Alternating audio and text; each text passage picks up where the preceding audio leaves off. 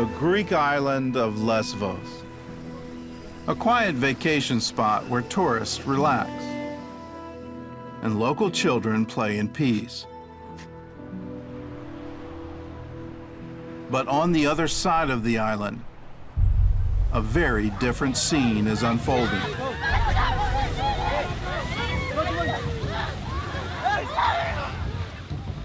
Every day, thousands of refugees arrive on this shore. Most are fleeing the Syrian civil war, hoping to resettle in Europe. We see babies which are only a few days old people at the age of 90, 95 even. And we get mainly people from Syria, also from Iraq, Afghanistan, Iran. Waiting to help them on the beaches of Greece are the last people the Syrians might expect. Volunteers from Israel. My name is Tali Shaltiel. I'm here with Israel, an Israeli-based NGO. My name is Majida Kardosh. I'm here as a medical team. I work as a nurse. My name is Iris Adler. I live in Tel Aviv. I just finished med school in Tel Aviv University. I came here through Israel to be on the coast as a doctor. My name is Manal Shhadi. I'm from Nazareth, and I'm the team lead of Israel in Greece. The Israel team is a mix of doctors and nurses, both Arab and Jewish. I am a Palestinian citizen of Israel. Arabic is my mother tongue. I'm also Christian, so I'm a minority inside of a minority inside of Israel. Being aware of my history, my background, where I come from, the history that my people went through, this is something that appeals to me, and I can help refugees. So this is my job, and this is what I should be doing. Our job here is to receive the boats of the refugees that are coming from the Turkish side to the Greek side. There are many, many volunteers on the beach, not many medical teams. On the line from the Turkish side, they're going through a lot of problems. Their smugglers there are asking them to pay between $1,000 to $5,000 per person. A lot of time they're just shoving them into boats that should fit 50 people, but there are 150 people on the boat. They just leave them midway through the sea and they tell them, you find your own way to Greece, we're not responsible on you. Or they fill like half a tank of gas and they just leave them in the middle of the sea. What we do is go to Hind Point with binoculars, searching and scanning the water, and you start looking for this black with orange dots in the view. And then it comes nearer and you start seeing the rubber boat and all the people on it. It's like 1, 2, 3, it begins. It's a few minutes of chaos. Taking off the babies, people screaming, shouting, helping them, you know. A lot of them don't know how to swim, they're afraid from the water. Here is the point that we start doing a triage, a very fast, by hearing, they're talking, looking at the refugees, so we can see who is in need of medical help. And I start shouting, "Min baddu doctor," who need a doctor in Arabic. And so this is the time that we start giving treatment. I've treated a 14-year-old Afghani guy that was unconscious. If he didn't receive aggressive treatment on the shore, on the spot, he might have not made it. After that, we start giving them food and water, warm clothes, something to eat, to drink, because some of them didn't have any water or food for like 1 or 2 days. After that, I take the map. We have a map that we translate on it in Arabic, explain to them what is the next step. They don't know where they are, okay? So the first thing that I tell them that they are in Lesbos Island in Greece, because some of them, they had like no idea where they are. Most of them, they had nothing. They just come with their clothes only because they had to throw their bags in the sea, or smugglers took their bags and threw in the sea.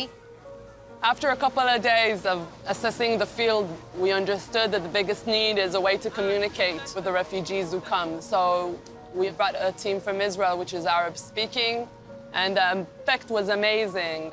Hearing your language is very important to them, and then getting the instructions where to go, what to do next, what are the next steps, because they have a lot of uncertainty. And although Israel and Syria are technically at war, none of that matters here on the beach. Usually when they get to the beach, they're just happy to see people waiting for them, giving them help and food and clothes and medical treatment if they need. Sometimes they realize who we are and they're just happy to see us, and they hug us and kiss us, and it's very exciting. You get lovely, warming reactions of hugs and, men kissing me like I'm their daughter, on the forehead, saying thank you, saying that I would never have thought that I'm going to receive treatment or be able to speak from an Israeli doctor or share my story with an Israeli who will empathize with what I've been through. This guy, he had, I think, a sprained ankle, and he put some bandage, and I wanted to take out of my bag some medicine to ease the pain, a painkiller. And while I'm looking in my bag, this guy asked Majda in Arabic, where am I from? Like, where is she from? Where is she from? And she was telling to him, what does it matter? You need help now. She's here to give it to you. Why are you focusing on that? And we continued with our work and whatever we were doing at the time. And a few minutes afterwards, he comes to me with a package of biscuits that he brought from Turkey for the journey.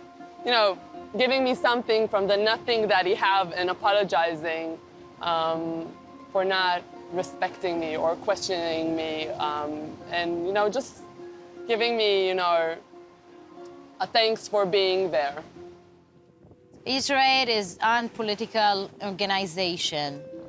What they do is help people in a disaster situation. And this is what I'm doing. And this is what they teach me at nursing school, to treat a human, no matter what he is, which religions he have, which color he is, what language he talks. To see a 60-year-old Arab man burst into tears on the shore, something that you don't see every day. So being able to give a hand, give a hug, give water, medical treatment, yeah, it's a privilege. Offshore, Israel doctors also provide trauma counseling for families in refugee camps. We start with the communication thing, talking Arabic, or put only hand on his or her shoulder, try to make them feel better, as much as we can. In my country, in Syria, it's coming very hard, and there's no future for anyone. Yesterday, I have coming here with a plastic boat. I will say that they are amazing people, and I'm really thanks everyone working with these people. They are really helping us and helping a lot of families here and children. Because we come from a country that a lot of people suffer trauma because of the conflict and what's happening, so we have a lot of experience how to deal with trauma, how to deal with the conflict. And this is a knowledge that we need to pass to other people, to other countries, if we can help make their suffering less, or to help support them, or to show them a different way. And I think this is our duty. These people come and they automatically get this title. They are refugees fleeing to Europe. But at the end of the day, they're just humans, the families. They had honorable jobs, fulfilling life in the countries that they're coming from. And suddenly they come here and they're treated and looked as refugees when they're human beings as me and you. And for me, when I meet those people, this is what I'm trying to give them, that feeling that I respect them, I feel them, I connect to them in the most human level. I'm not above them or same, it's just now they're on that side of the coin. Tomorrow it might be me and I will need their help. I was thinking about that 60 years ago, which was the Jewish people in Europe during the Holocaust, after the Holocaust, making their journey to Israel or for different countries and seeking for a safe home. We're always saying, never again. When you see something difficult, for me, it's looking at my part. What's my responsibility? This is what we try to do, you know. We're coming as humans, meeting other human beings, and this is how changes starts. Little. They are very lovely. They are give me hope to my future. They are really cool people. I think that helping other people is a very important thing in the Jewish tradition. We can't just sit back and watch what's going on. We have to come and do the best we can, and even if we touched few people's life, I think that's a lot.